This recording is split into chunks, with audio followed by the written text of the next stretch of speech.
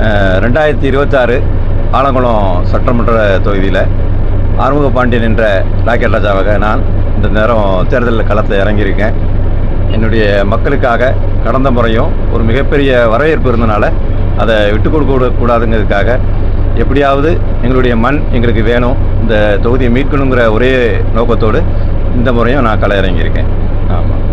போன தடவை பார்த்தீங்கன்னா உங்கள் ஹரிநாடாரும் நீங்களும் சேர்ந்து கண்டிப்பாக அதனால ஒரு 37,000 ஓட்டு நீங்கள் வாங்கிட்டீங்க. கண்டிப்பாக இப்போ இந்த மாதிரி இந்த டைமில் எப்படி இருக்கும்னு நீங்கள் நினைக்கிறீங்க?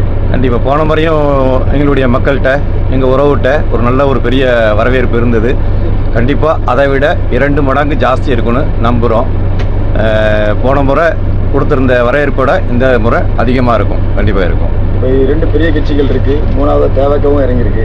இந்த 3 பேர்கிட்ட நீங்கள் உங்களோட போட்டி எந்த மாதிரி இருக்கும்? உங்களோட பிரச்சாரங்கள் வியூகங்கள் எப்படி இருக்குது? இல்லை, எத்தனை கட்சிகள் வந்தாலும் சரி, இன்னும் தேசிய கட்சிகள் இதில் இறங்கினாலும் சரி, எங்களுடைய இடத்துல நாங்கள் என்ன, எங்களுடைய பலம் என்னங்கிறது எங்களுக்கும் என்னுடைய மக்களுக்கும் தெரியும். அதை பற்றி எனக்கு ஒரு சின்ன கவலை கூட கிடையாது, அச்சமோ இல்லை.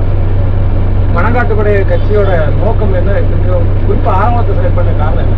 ஆலங்குளத்தில் குறிப்பாக சொல்லணும் என்னென்னா, அந்த மக்கள் மாற்றத்தை, அதாவது அந்த சமுதாயங்களை ஏமாற்றி பெரிய பெரிய கட்சிகள் எந்த பயனும் கொடுக்கறதில்ல. எங்களுக்கு கட்சி தலைமைக்கு கட்டுப்பட்டு சமுதாய ரீதியான பிரச்சனைகளாக இருக்கட்டும், ஒரு நல்ல விஷயங்களாகட்டும் எதுக்குமே முன்னுரிமை கொடுக்கறதில்ல.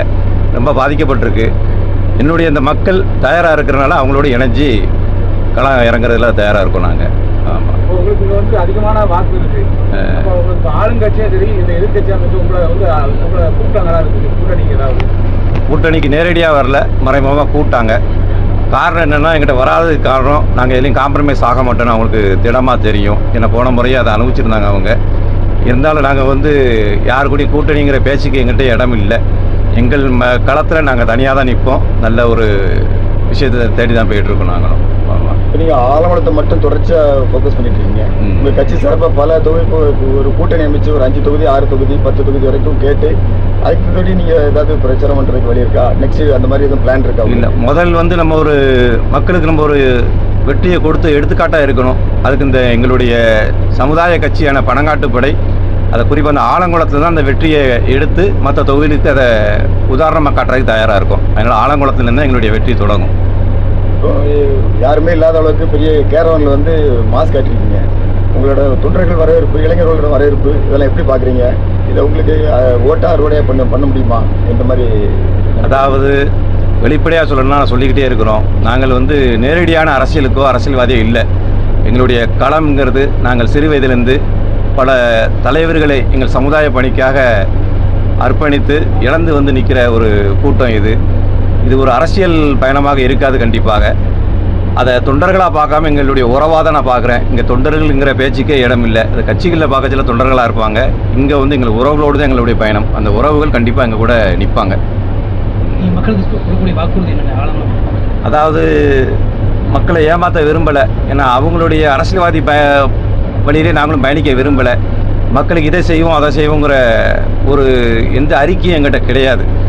முதல்ல நாங்கள் அடர்த்தியாக வாழ்கின்ற பகுதி எங்களுக்கு எங்கள் பகுதி வேணும்.